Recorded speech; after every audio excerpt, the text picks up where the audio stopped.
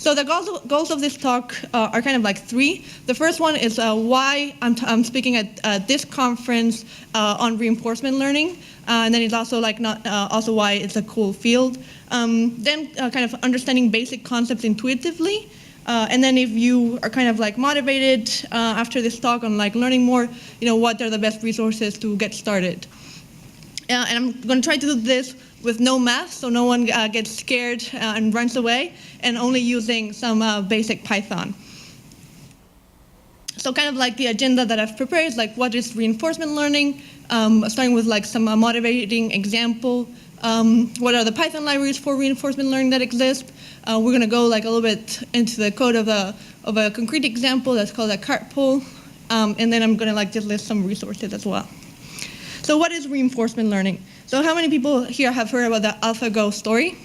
Okay, a lot, great. In 2015, that's the first time that like the AlphaGo actually beats a human professional Go player. We're going to call that version fan. It's like after the name of the player. And then in March of 2016, it actually beats like a 9-dan professional, so someone that like knows a lot about playing Go in like a 5-game match. And that was like the one that has been mostly commented on, and there's also like a movie that's coming out shortly about those events.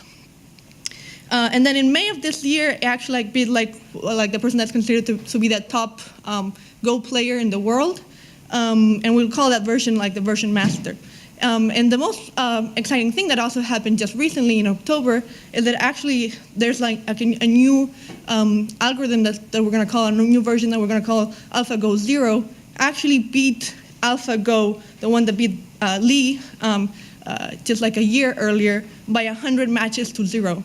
And it actually beat the AlphaGo master by 89-11. So this is like already an algorithm that's beating other algorithms that have beaten like human players. And it did that slowly using reinforcement learning, so that's the topic that I'm going to cover today. And it's using without any human data, so it hasn't played with any other players. You just like basically give them like the rules of the game, and it learns itself how to play it. So I think that's very cool. That's why I prepared this talk on reinforcement learning. I'm not a reinforcement learning expert, but I think it's a very cool topic. And like one of the cool things is like most of the libraries using reinforcement learning are in Python. So all this field is being done in Python. So that's why I thought it was very important to like give this talk at PyTexas, so people that already know Python could get into reinforcement learning easily by just like knowing a few basic concepts. So what is reinforcement learning? So I just took two definitions, one from Wikipedia and one from DeepMind, which are like the lead people in this field. So let's take the first definition. So reinforcement learning is an area of machine learning inspired by behaviorist psychology, concerned with how software agents ought to take some actions in a certain environment so as to maximize some notion of cumulative reward. And this is like the definition of Wikipedia. If we look at one of the articles on deep reinforcement learning from DeepMind, it said like a human, these agents learn from themselves to achieve successful strategies that lead to the greatest long-term rewards. And this paradigm learning of doing trial and error is what we call reinforcement learning. So like there's some key concepts here: machine learning, agents, actions, environment, reward, strategy, and trial and error. And we'll just talk a little bit deeper onto those concepts so that you get what they mean. So these are the concepts that we're going to look. And fortunately, after this talk, you're going to get a sense of what those things mean. So first, how many people here say that they're familiar with machine learning? Okay, a few. That's more than like what yesterday Travis asked how many people here are familiar with pandas. There were only 10 hands went up. And I was like concerned. I was like, oh my gosh, I better start my talk again and do a one-on-one on machine learning. Otherwise, no one's going to follow me. So let's just review some basic concepts on machine learning. So basically, we can classify machine learning into 3 groups. The first one is based on if you have data that has no labels, we're going to call that an unsupervised learning problem.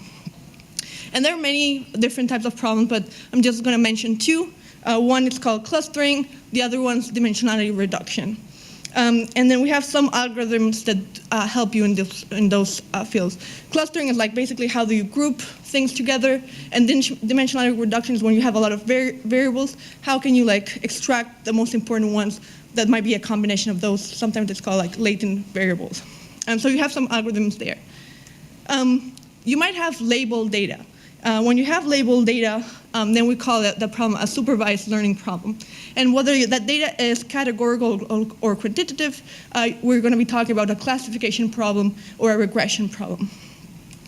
And you have then like algorithms there like logistic regression, SVM, decision trees, k-nearest neighbors, linear regression, neural networks that basically are trying to predict, giving a data set that I already have with some labeled data, whether it's categorical, like grouping things, that known groups that you know, or like a quantitative value that you want to predict, what's the price of this stock option tomorrow. Then we're going to talk about regression. That's where you have things like linear regression and neural networks. So, and then we have this third type of learning that we're going to call reinforcement learning. And in that case, what you have is some type of reward. And we're going to see some examples of what this reward can be. But when you think about reward, that's when we have reinforcement learning. And there's actually two basic types of reinforcement learning. One is if you know something about the environment to start with, if you know something about how the world behaves, you say, and you're modeling that, then you have a model-based reinforcement learning problem. If you don't have any model of what's happening, if you're starting kind of like from scratch, from a blank slate, then we can call it like have a model-free reinforcement learning problem. And then there's like different types, which some are called value-based, other policy-based, and in that different types, you have different algorithms there. We're going to call it just like imagine like as a black box for now. And then each of these different types of learning problems have different applications. So for example, unsupervised learning, you can think things like market segmentation. If you're in marketing, how do you group different customers in different segments? People that can behave similarly without having any information on how you want to group them, just like some observed variables that you might see. The other one is like on anomaly detection, right? If you have if you're in like the security space, you want to detect if something that's happening is an anomaly. It can be like an intruder, etc. Other times you have a lot of information. For example, when you're doing text analytics, and you don't have any labeled of like this text is about sports, and this text is about movies, and you want kind of the algorithm to help you group those things naturally without having a manual person label what each document is about. So there's algorithms in that space too called kind of topic modeling, and it's helping you summarize that information. Then we have applications in supervised learning, and that's all about prediction, right? It's like, I want to know if I get an email, whether it's going to be spam or not spam. I have this like labeled thing that I can train my models in, whether I know like if someone moves that email into a spam folder or not. Other things like face recognition, right? Every time you like name someone on Facebook and say, this person is my friend Jake, then it has like an image and a name, a person attached to it, right? So then the next time it sees a picture, it's going to say, oh, is that Jake? And you say, yes, it's Jake. So you're just like helping that Facebook's supervised learning algorithm that they have to do face recognition. And then other times like recommender systems, whether I bought or I didn't buy a certain product, what's the other product that you want to recommend me. I'm trying to predict whether you're going to buy that or not, and with what probability. And so for reinforcement learning, like the three applications are, one is like robotics. So how do we make a humanoid robot walk would be an example. And that's because like it has, it needs to make some type of decision, right? Like it has all these sensors and motors, and it has to move those in a certain way. So every step you're making a decision on like how to move all those variables. And you can kind of think the reward is like whether it's like has the robot made progress towards like the goal of like walking, or has it felt and like now I can't get back up, right? It's very famous in games because it's very easy to like compute the reward, right? I either lose or win the game. And so it's easy to like get that reward back of like, oh, you're doing well or you're not doing well. You're, summing up points in this game or you're not. And then in finance, right, like trading strategies, you need to decide what stocks I buy, what stocks I sell. So there's decisions being made all the time, and then you have a reward of whether I'm like losing money or I'm like winning money. So like kind of like the idea is like exploring, predicting, and making decisions. So like let's just make like a basic example. So I have an agent that performs some actions that affect a certain environment that generates some type of reward that is then being observed by this agent. And there's like another concept that like I'm seeing this environment change with an observation or a state. So let's see an example of like trading. I have this Tom that's a trader, but now imagine like instead of Tom we have an algorithm, so AI, right? But it actually looks more like this, like a rack of machines making some computations. It performs some actions, it buys or sells stocks. Your environment, you can think of as your portfolio changes as you like make those investments, and then you get a reward, a sign of whether you're winning or losing money. Let's see another example, like the Go example. So I'm an agent, like again this machine, and then I make a move into the game. The environment changes, like the current state of the Go game changes, and then I win or lose the game. In this case, probably he won the game, so he's happy, and he can feed it back. So how this agent performs different actions is what we call the strategy. And your end goal of the strategy is select what actions are going to maximize your total future reward. And to do that, as I mentioned, you can have like a model of the environment, or if you don't have anything, you start with just trial and error and see how you do. So here I have a list of Python libraries for reinforcement learning, and actually I could just name this like libraries for reinforcement learning, basically because most of reinforcement learning is done in Python. So the most famous one is OpenAI, which it's like a nonprofit company. They have like two libraries that I'm going to talk about is GEM and baselines. And then there's other libraries, TensorForce, that's based on the TensorFlow library. Then we have some people that have put like some implementations in modules called DeepRL, RLLab, AgentNet, RLPy, and PyBrain. And I've also added like the last commit, so you know how maintained they are currently. So OpenAI is pretty nice, and it's still ongoing. TensorForce as well. So I'm just gonna what do these libraries do? So basically, GEM allows you to model this environment, and baselines models this different, gives you these different algorithms to be able to generate this agent.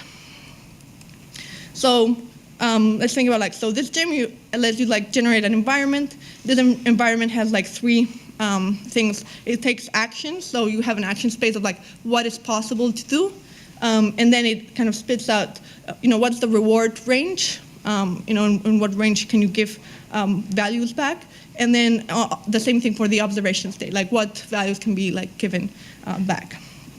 So let's look at it as a very simple example. This is known as the Cartpole environment. So basically you have a cart and a pole, and you're trying to make the pole vertical by just moving left and right your cart.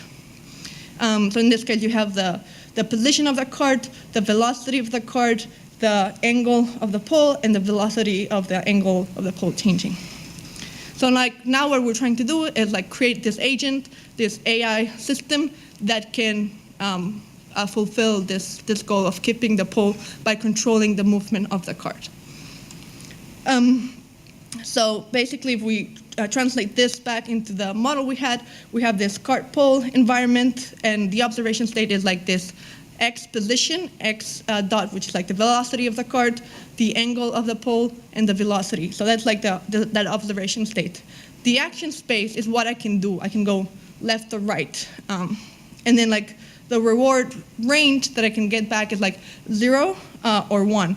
0 is the pole is fallen, or 1 is still up vertical. So basically, this is like an example. You import Gym, you create this environment, and those environments have already been created for you. So this Cartpole version 0, you can like instantiate that, and then it just like, in this case, is one where like nothing's being learned. It's just random. So it just like, doesn't do anything. So now we've created that environment. We have that, and you can see it's just like a few lines of Python code. Now the next thing we want to do is like, how do we create this like AI system, the algorithm, the black box, right? And for that we have things like baselines, which implement some of these like algorithms. For example, DeepQ is one of those. So now we just like added this like DeepQ model, and they already have some that have been trained. You can also find like the code on how they trained this algorithm, and then in each step of your environment, you select an action from that model. So basically now, it's a little bit hard to like see, but like the algorithm is actually like keeping it vertical, and it's just learning it. So basically, like the summary here is like reviewing the goals that I start with. Is like, why reinforcement learning? One, it's like a field that's mostly done in Python. So like a lot of people here already know Python, so you're already in a competitive position to enter the field. And then there's a lot of like cool decision-making applications. And we're just like at the beginning of this field, right? So like there's things in robotics, on like how you make humanoids robot walk, games, and then like things like finance, right? Like how do we automate trading strategies? Hopefully by the end of this talk, you understand some basic concepts intuitively, like how does it fit in the machine learning space? How is it different from other machine learning problems? What's an agent? What's an action? What's an environment? What's the reward? What's the strategies? What's like trial and error? And modeling back to like this like system.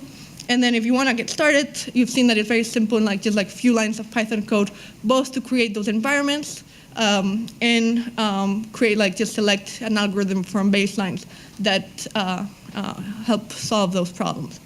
So I think I have 2 minutes for questions. So I've also added some resources here.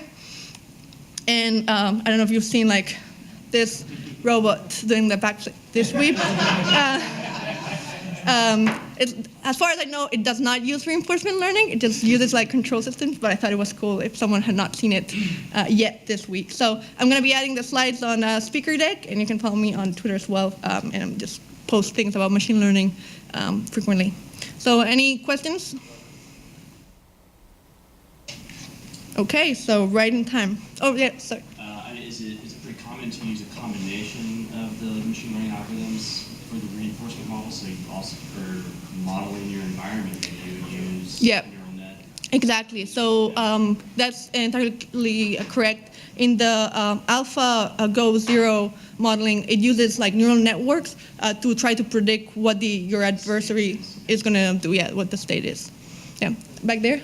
You mentioned that most of the libraries are implemented, reinforcement learning libraries are implemented in Python. Do you know if the AlphaGo project is Python, or is that public?